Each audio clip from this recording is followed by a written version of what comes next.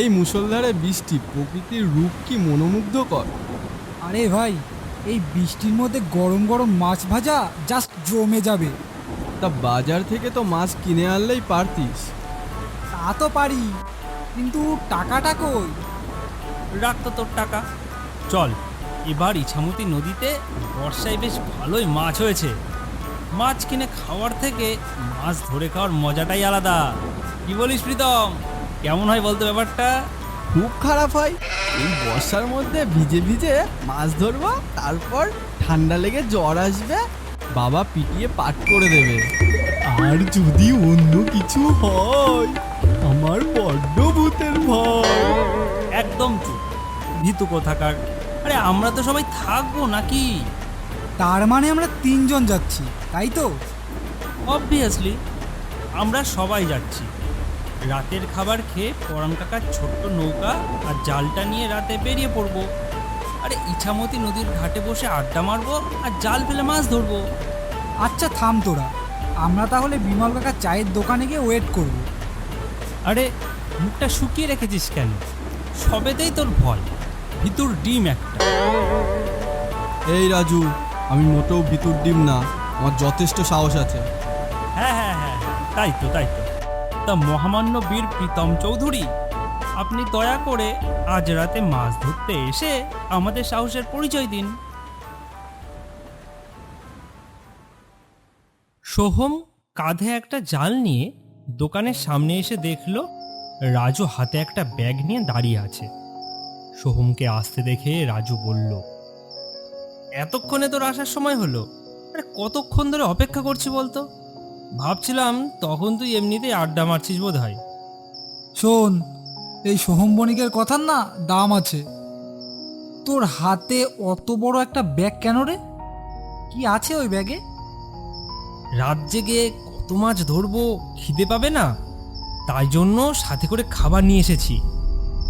কিন্তু প্রীতমটা কোথায় গেল রে? এখনো তো আসছে না। বলতে বলতে প্রীতম এসে হাজির। ওর চেহারায় একটু বেশ ভয় দেখা যাচ্ছে। কিরে, তুই না সাহসী? তাড়াতাড়ি চল, মাছটা ধরতে হবে তো নাকি? বাবাকে অনেক কষ্ট করে রাজি করিয়েছি। আচ্ছা, তোদের হাতে ওরকম কালো সুতো বাঁধা কেন রে? আরে পরাণ কাকার কাছ থেকে জাল নিয়ে আসার সময় এই কালো সুতো দিয়েছে, বলেছে এটা যেন আমরা হাতে বেঁধে রাখি। ও হ্যাঁ হ্যাঁ, আমিও জানি কালো সুতো পরলে কোনো বিপদ হয় না। এই নে নে চল, দেরি করে লাভ নেই। ওদিকে আবার মেঘ করে আসছে, এক্ষুনি বৃষ্টি নামবে তো।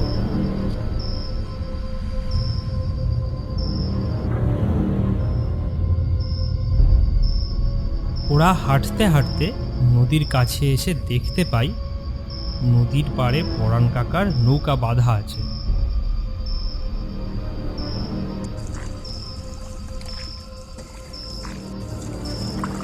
ওরা নৌকায় চেপে বসলো।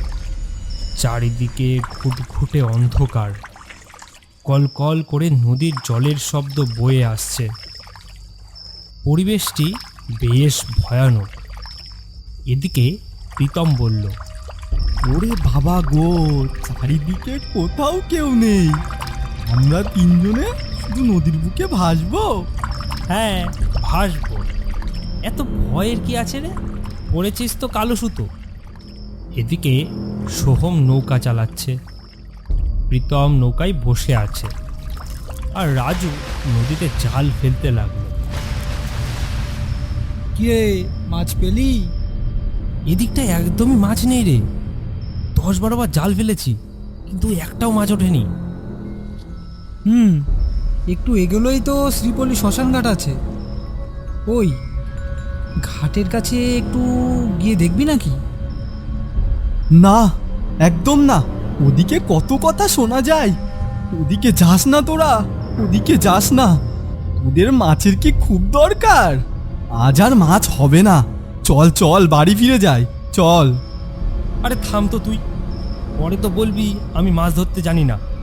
দেখিস, সবচেয়ে বড় মাছ আমিই ধরে দেখাবো। চল সোহম, আমরা ঘাটের দিকেই যাই। যাস না, চল বাড়ি ফিরে যাই। দেখ ভীষণ মেঘ করে এসছে, এখনই বৃষ্টি নামবে। এত ভয় পাচ্ছিস কেন? আমরা আছি তো, চল, কিচ্ছু হবে না।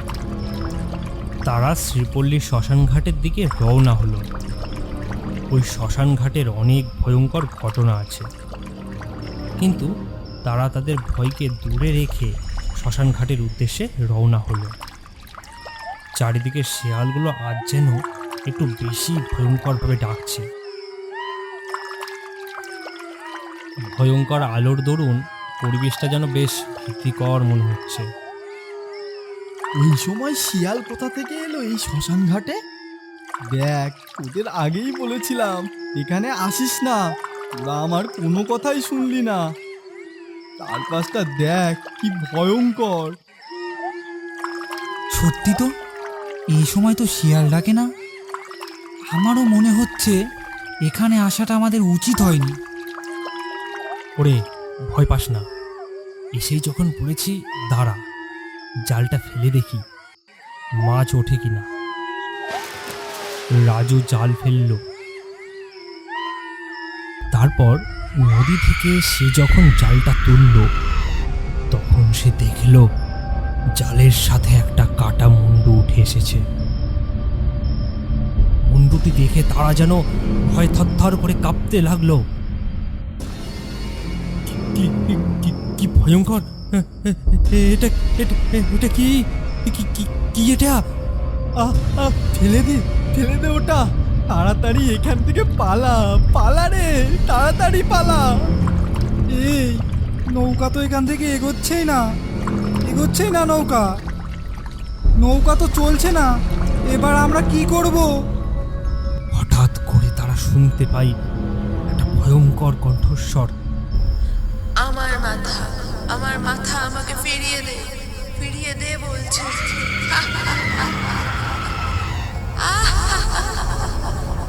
কি রে? ওরে, এসব কি হচ্ছে রে? কি হচ্ছে এসব? তারা ভালো করে তাকিয়ে দেখলো ঘাটের ওপারে একটা মহিলা সাদা কাপড় পরে দাঁড়িয়ে আছে, কিন্তু ভয়ঙ্কর ব্যাপার হলো মহিলাটির মাথা নেই। এটি দেখে তারা সঙ্গে সঙ্গে জলে ঝাঁপ দিয়ে সাঁতরে নদী পার হচ্ছিল। আর ঠিক তখনই তারা আবার শুনতে পাই, আমার মাথা আমাকে ফিরিয়ে দে বলছি।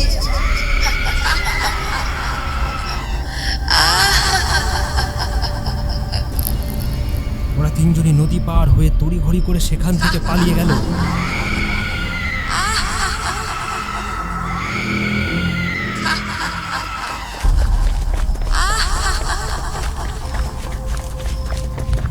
দৌড়াতে দৌড়াতে তারা সম্মুখে দেখলে একটি বাড়িতে আলো জ্বলছে।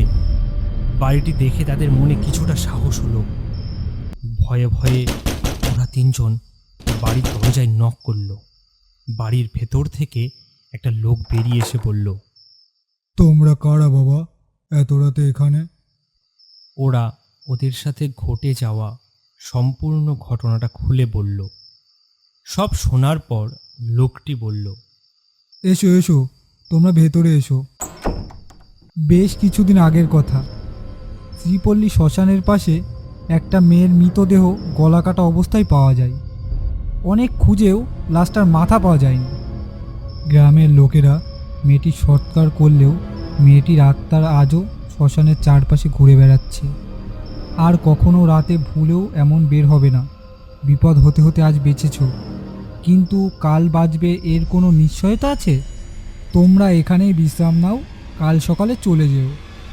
এরপর ওরা তিন বন্ধু রাতটা সেখানে কাটিয়ে সকাল হলে তারা তাদের বাড়ি ফিরে আসে। এরকম আরও ভিডিও দেখতে আমাদের চ্যানেলটিকে সাবস্ক্রাইব করে নোটিফিকেশন বেলটি প্রেস করে দিন, যাতে নতুন ভিডিও এলে আপনি আগে দেখতে পান। ধন্যবাদ।